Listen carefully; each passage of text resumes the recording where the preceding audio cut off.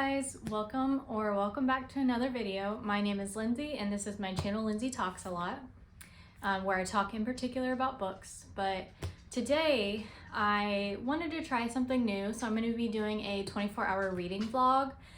So it's just going to be kind of like a day in the life, try to read a little bit. I've had kind of a busy month. My work schedule's been all over the place and I've been trying to be a little more social, so I just haven't had time to just sit and read and relax along with just, daily life responsibilities. So I thought I have today and tomorrow off. I'll just spend this time reading, chatting, just hanging out with you guys and talk a little bit about a couple of books that I'm hoping to get through. I am listening to a Megan Miranda right now on audio, The Last House Guest, which I'll probably finish today. I think I only have like 30 minutes left in it. It's all right so far. I'll probably talk a little bit about it like after I finish it. I've also got The Bluest Eye by Toni Morrison. I've just started a couple pages on this. I ended up reading the foreword by Toni, and I have to say she's an extremely intelligent woman. She's very well spoken, very well written. She talks a lot about how this is her first novel and like why she wrote this the way she did and the type of character she was going for, and kind of how in general, people can be bullied, they can be judged, they can be oppressed, they can feel like they're not good enough, but she wanted to go and push that a little bit farther and turn this into someone who was feeling that way but did not have a support system to kind of help pull her out of those dark feelings and emotions, as well as make her love herself for who she is. And I'm really interested to read this. From the couple pages I read it so far, I liked it. And it's a short book, but I think it's going to be really heavy hitting, and I'm really excited to take a dive into Toni Morrison's works, and hopefully this will lead me to want to continue on with the rest of her books. This is a possible, I don't know 100% if I'll read this or not, but this is Finlay Donovan Knocks 'Em Dead. This is the sequel to Finlay Donovan is Killing It, which was a 5-star read for me. I absolutely love that book, and I might actually need this after reading The Bluest Eye by Toni Morrison, because this might be like a little bit of a palate cleanser. I'm not going to go into details of what this book is about because I don't really want to spoil the ending of the last book, or I don't know. It'll just be better if you don't know. Anyway, I'm excited to read this. I also have the third book in the series, but we'll focus on this one first. And then I've got Beautiful World, Where Are You by Sally Rooney. I have read one other book by her, and I did really like it, Normal People. They also made a series on Hulu for it, which I like that as well, but I feel like you wouldn't really get this series if you didn't read the book. But anyway, I just wanted to see if my enjoyment of Normal People was just kind of like a hit or miss with Sally Rooney, or if I actually am a Sally Rooney girly. This one, I think, follows the same kind of trajectory where it's people who are in and out of relationships and they just don't communicate well. Being a young adult, trying to figure out who you are in life and what you want to do. But this book follows two couples. So in the cover, I really like the cover. So I'm interested to check this out as well. But with that being said, let's get into the video. I'm gonna probably throw some B-roll in here too. And if you want, grab a cup of tea, grab your, favorite book, or while you're doing something, you can just listen along and we'll hang out together. Hello again. Several hours have passed and I've just finished The Bluest Eye by Toni Morrison. I'm feeling a lot right now. I feel angry, I feel heartbroken, I feel devastated. This book was really hard hitting and it went so much deeper than I anticipated. So the story begins with our main character, Pekala, and she is a girl between the ages of like 10 and 12. And we kind of see her life over a year-long period. The book really begins with her two friends who are sisters, Frida and Claudia. And we get a small introduction into their home, into their life. We get like some characteristics of their mother. And one day they're told by their mother that this girl is coming to live with them. She's a case from the state. And so we kind of vaguely learn that Pekola's father like tried to burn the house down, or he did something that landed him in jail. Her mom has gone to live off with a family friend. Her brother has disappeared, and she's been kind of sent as a charity case to this other household to live until they can figure out what to do. And we start to see her, Pekola, as a person. We start to see like her personality traits, her characteristics. We learn about her dreams and her hopes. We find out that she believes that she's ugly, that she wants to be beautiful. She wants to be treated like the pretty white girls in her class and in society that, they pick on them and they want to hear from them. The teachers do, they listen to their classes and answers, and everyone wants to sit next to them in class, and everyone wants to join them at lunch. And, the pretty girls, they don't get bullied, they don't get harassed. And worst of all, they don't get treated like they're invisible. And, it's really heartbreaking and it's really sad to see. And you do see Frida and Claudia kind of like connect with her, and they try to stick up with her. There's like boys that bully Pekola, and they stand up for her. And but we don't see that from her family.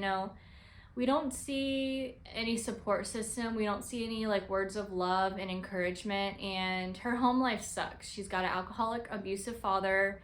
Her mother is kind of complacent in these things, and she doesn't really nurture her children, but she also feeds into her father's anger and hostility, and she uses it in a way to almost like lift herself up and bring him down. It's just a very, very toxic relationship. And Pekola deals with this by trying to be invisible. Like she does not like the conflict, and she just kind of like whittles away into nothing. And it's just so sad to see. It's really sad to see the like racial disparities. It's really sad to see the disparities just between classes. Like, a lot of the white people in this novel are wealthy, they're well off, they live in nice neighborhoods, they hire all of the Black folks to raise their kids, to cook and clean, to maintain their lawns. And even then, there are stories of characters who are Black, but they're like a little bit more well off. They own their house instead of renting their house. And they're more quiet and more withdrawn, and they see themselves as like better than people who have less than them.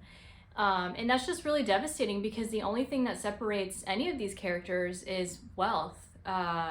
Any of them could very well be in a situation where they have to rent, or they don't have money, or they don't have resources.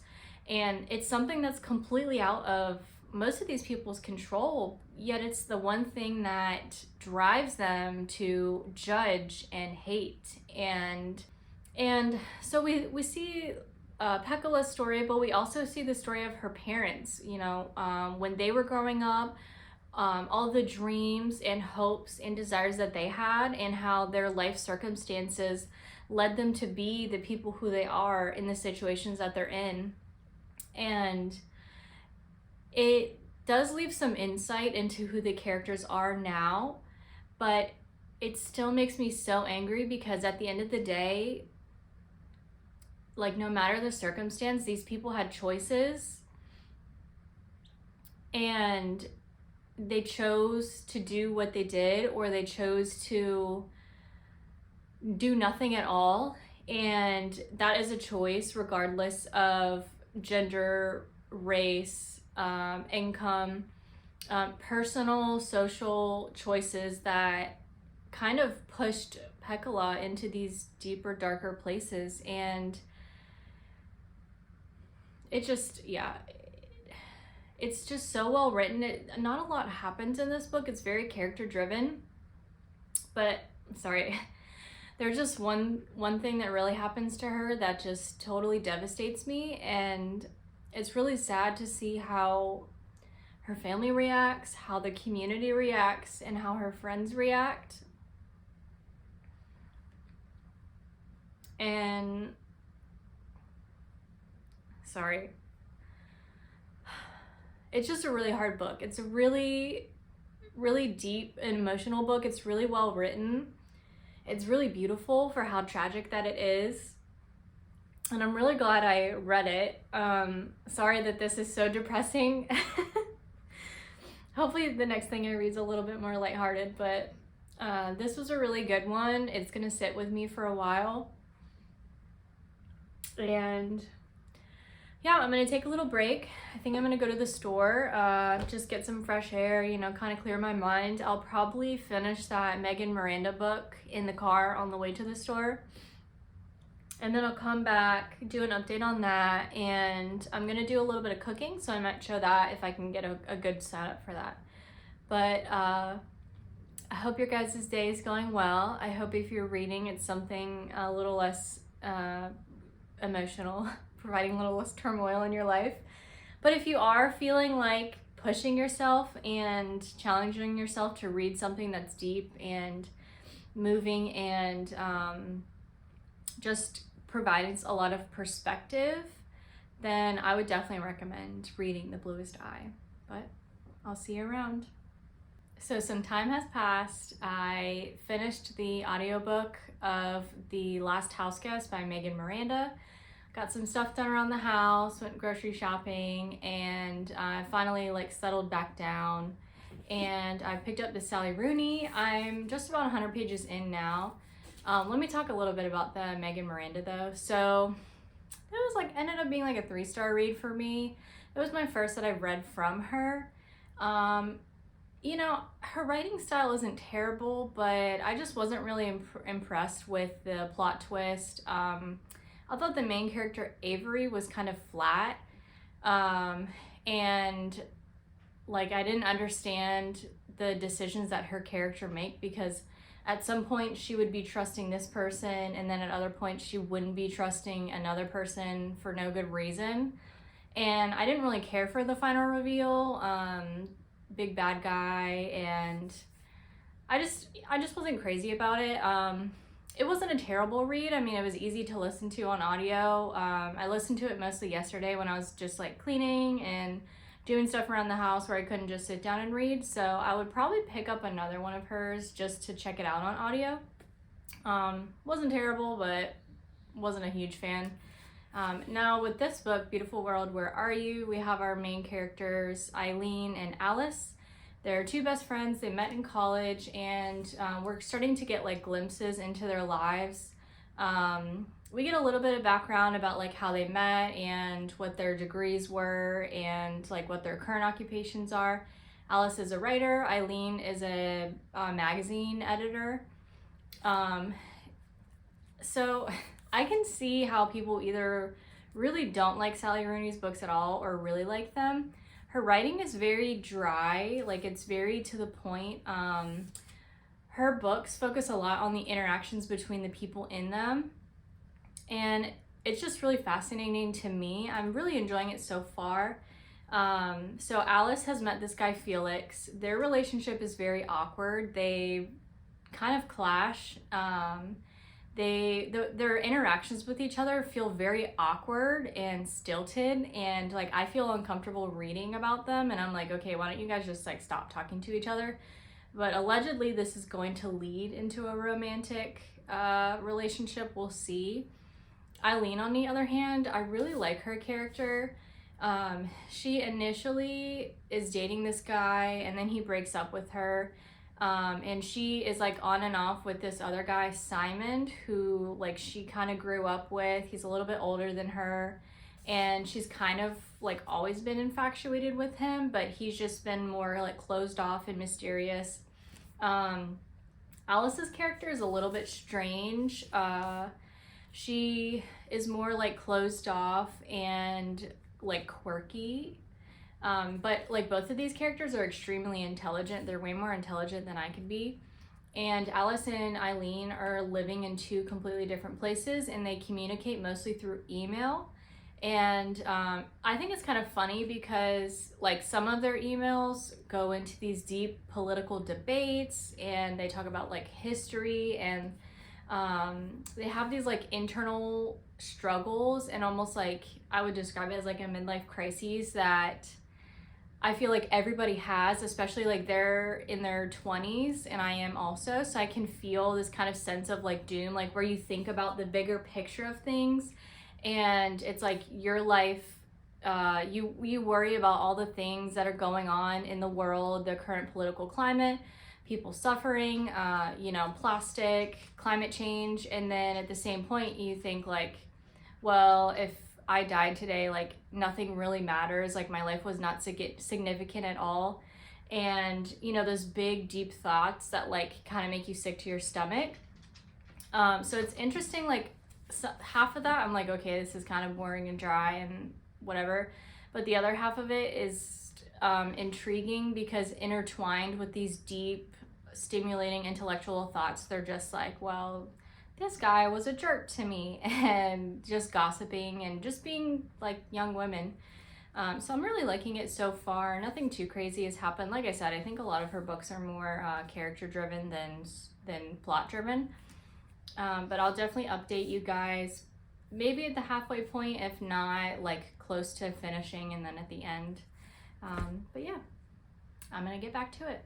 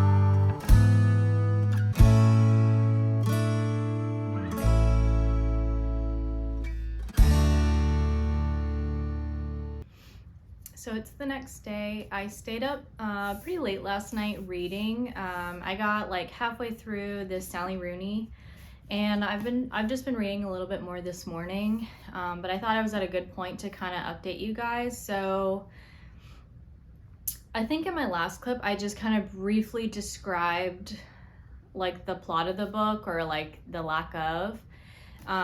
So we're still in Alice's and Eileen's life. We're still getting these email messages like back and forth between each other. In Alice's perspective, so she's like publishing a really famous novel. She's very successful. She's had somewhat of like a mental breakdown, or like an anxiety attack.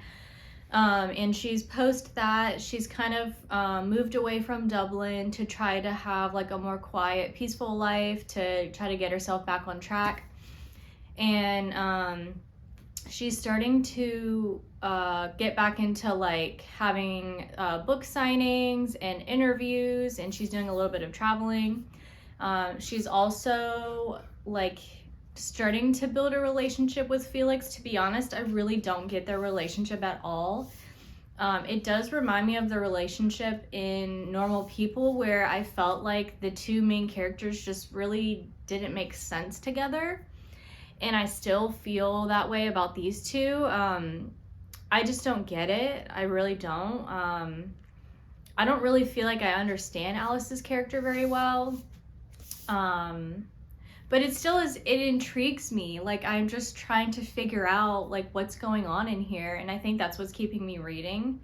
Eileen, on the other hand, I love her. I love her and Simon's relationship and their friendship so much. Like, I'm obsessed. Like, when I finish the Eileen chapters, I feel like I speed through the Alice chapters just to get back to her, because I need to know like what's gonna happen.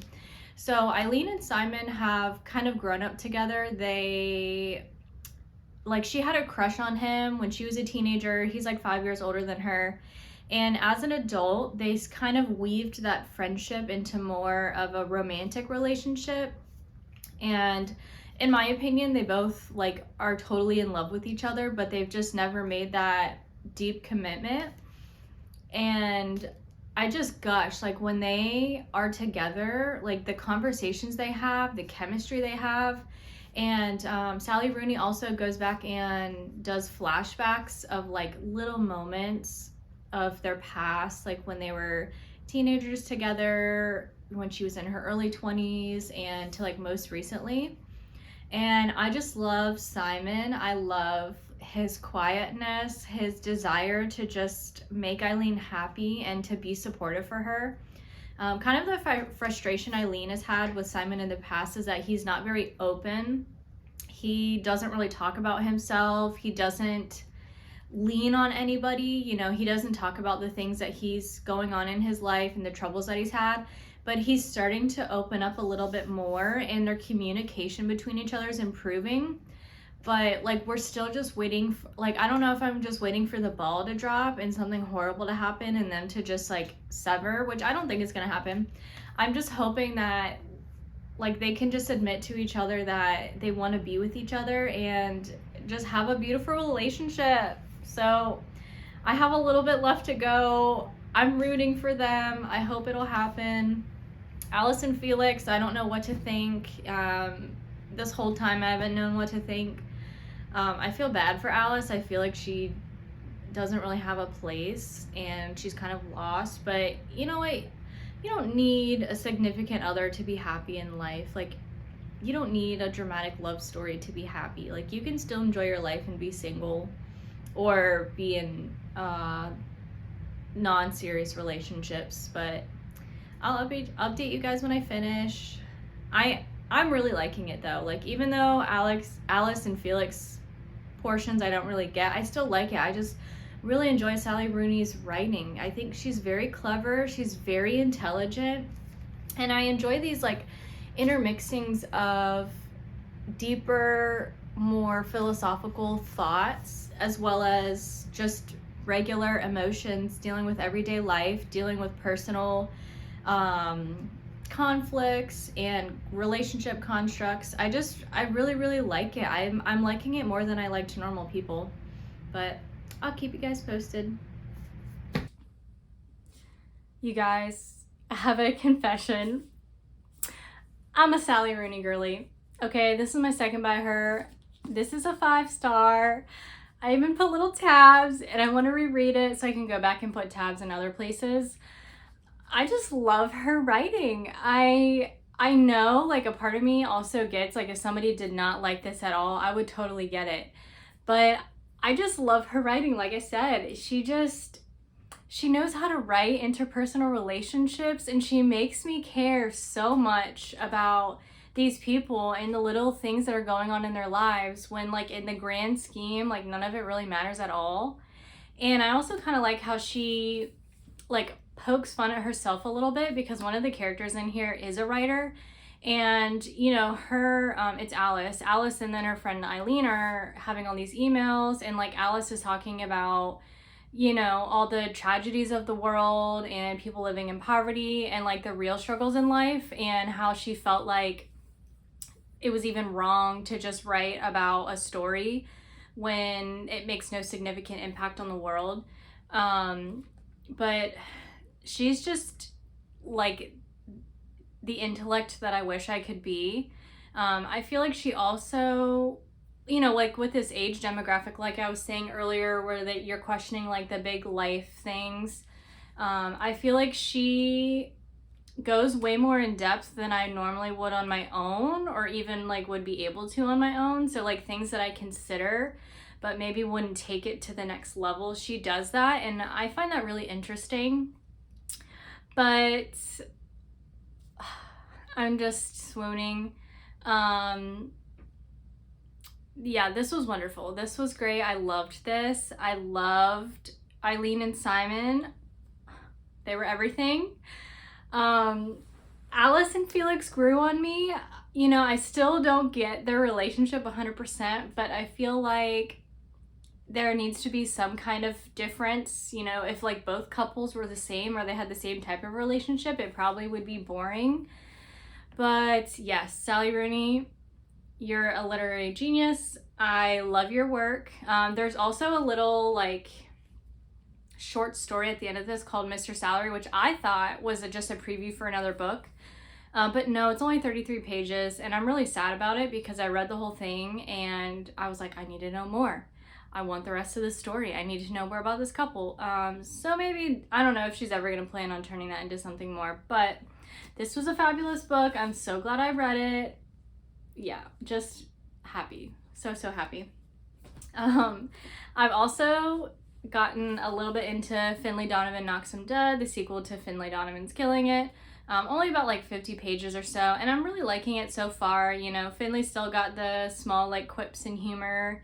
The author just like really weaves it into like almost every other paragraph, and it's just like nice and lighthearted, and I'm enjoying the storyline so far. It picks up right after the ending of the first book, and it's intriguing, you know, the plot line that they're following. I love Finlay and Vero. I just think that they're just like the best besties, and I'm looking forward to finishing it. But this is all I'm going to be reading for the rest of this vlog. I'm updating you guys way later in the date that I planned, but here we are. I'm in my grandma sweater. I've done my face and my hair for the day, so I'm just gonna probably read something insignificant on my Kindle and just relax for the evening. But thank you so much if you've made it this far and you've watched this video. Let me know if you've read any of those books that I mentioned, or if you plan on it. Are you a Sally Rooney girly too? Let me know. If you're not, I respect that. I probably won't update again until I do my March monthly wrap up, but I hope you guys are having a great month, a great week, and I look forward to seeing you in the next one. Bye.